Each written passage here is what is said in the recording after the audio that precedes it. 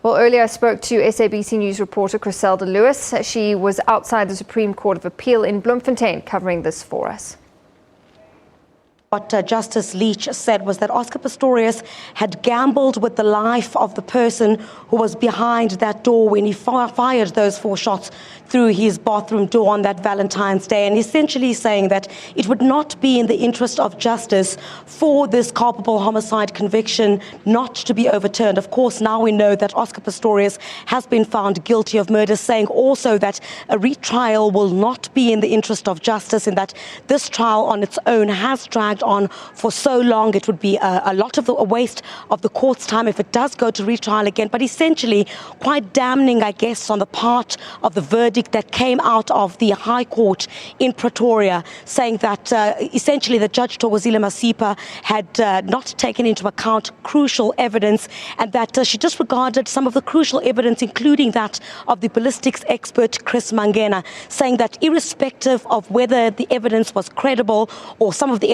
evidence was not credible, all of it needed to be taken into account, saying that essentially Oscar Pistorius also did not stick to one version of his story. You would know that through the trial, Oscar Pistorius had given several versions of the events that took place on that day. Quite damning for Justice Leach to also point out that even to this day, there's no clear indication of what happened on that early hours of the morning when Oscar Pistorius shot and killed Reeva Steenkamp, saying that it would be in the interest of justice in that court, the trial judge, Judge Thokozile Masipa, should have in the first instance found that Oscar Pistorius was guilty of murder, and that all the facts at this point point to the fact that Oscar Pistorius knew what he was doing when he fired those shots. It was not the person who came under question here about who was behind the door. The basis for the court reaching this decision today is to say that irrespective of who was behind that door, Oscar Pistorius did not think rationally. He did not, any rational person would have applied their mind and not shot through that bathroom door, not knowing who was behind it. But just to unpack a bit more about what's to take place now, even further, is Dr. Llewellyn Curlewis, who's joined us on several occasions about the process moving forward now. Dr. Curlewis, certainly this is now going to be referred to the High Court in Pretoria for sentencing arguments. What's likely to happen there? Are any witnesses expected to be called in aggravation or mitigation of sentence? Yes, you said a lot, and I concur with everything you said, basically. The fact of the matter is the Supreme Court of Appeal unanimously gave a verdict. In other words, all 5 judges came to the same conclusion, and that's also very indicative of the way they see the matter. Second of all, obviously the matter will now be sent back to Judge Masipa to once again refresh her memory, taking into consideration the comments that was made by the SCA this morning in their judgment. That's the first very important aspect to be considered. Second of all, she has then the prerogative then to reconsider sentencing afresh, this time on a murder conviction. Once that takes place, obviously the minimum sentencing legislation applicable in South Africa also comes into play. In the instance of Oscar Pistorius, implying, because he's a first offender, anything between 15 years to 20 years direct imprisonment, unless there are compelling and substantial evidence to deviate from such a minimum prescribed sentencing option. On best scenario for him, and on the assumption that Judge Masipa also considers that there are such circumstances to deviate, that will subtract another 2 years or so, leaving us with at least 12 years direct imprisonment, of which he must serve 6 to be eligible for parole. So it's a dark clouds on the horizon for Oscar Pistorius. Obviously, the state will be very happy with the verdict this morning. They were actually successful on both the grounds that they've raised on appeal.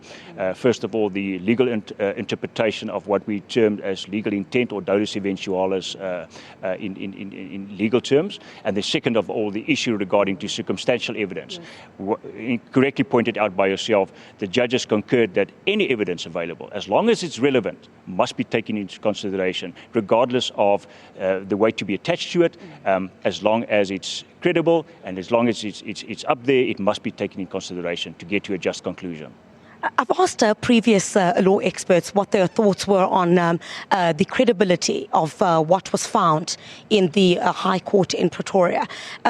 Do you think that this indictment, I guess, on the verdict that Judge Thokozile Masipa would have significant ramifications, in particular looking at the issue of dolus eventualis, the intent?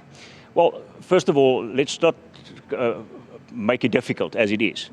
Fact of the matter is, the SCA conclusively said today that the way we have interpreted dolus eventualis, legal intent, over the years in our textbooks have been spot on. That's basically what they said.